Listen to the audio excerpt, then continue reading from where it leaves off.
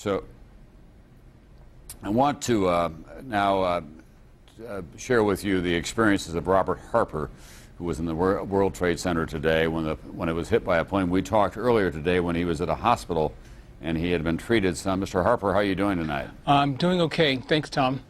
Tell us exactly where you were and what you were doing when the World Trade Center was attacked.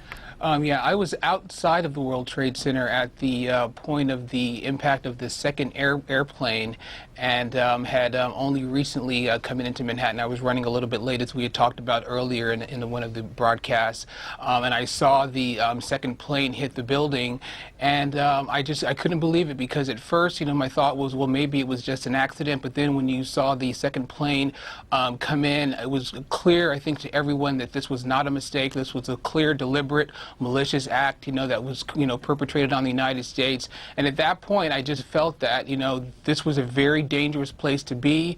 There had been a huge fireball that came quickly after that, and I knew that, it was a very dangerous place to have been today.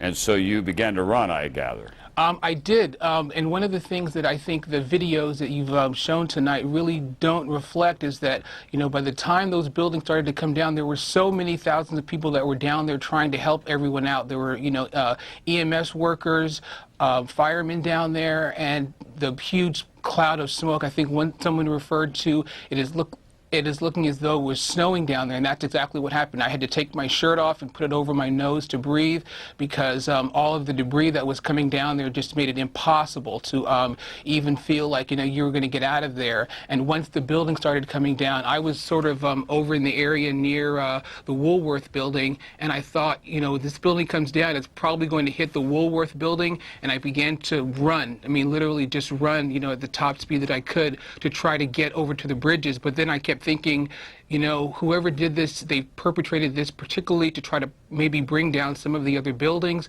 So all of the thousands of people that were on the Brooklyn Bridge, I also felt were probably in danger, and you really had no idea which way to run, but you knew that you just had to get somewhere. So it was incredible, because I think that for the amount of people that have lost their lives today, it was just no way of knowing, what you could have done then. Where did you work in the World Trade Center, Robert? I wasn't working in the World Trade Center, but I work on William Street a few blocks around there, but I'd come into the area and was down there then. And what about your other co-workers? Are they okay tonight? I hope so. I mean, as you know, the cell phones were operating off of the World Trade Center tower, so a lot of people I've lost contact with. I've tried to call a lot of people. Cell phones initially had been out of touch. I've left messages from people, and I'm just glad to hear that Mayor Giuliani has suggested that people don't come into Manhattan tomorrow, because it's been very difficult to get communication. I've tried to call to various members of my family, and they're saying that a lot of the lines have been tied up or not able to get through. So I would suspect that a lot of voicemails in that area probably are not operable now. All right, thank you very much, Robert Harper, who had a narrow escape today. He was just a little bit late for work, and it was a good day to be that, probably. Absolutely. And he was able to get out of that area, but he was witness to many of the horrors that were existing down there. In fact, New York City is a much more personal city than a lot of people realize. It's really a collection of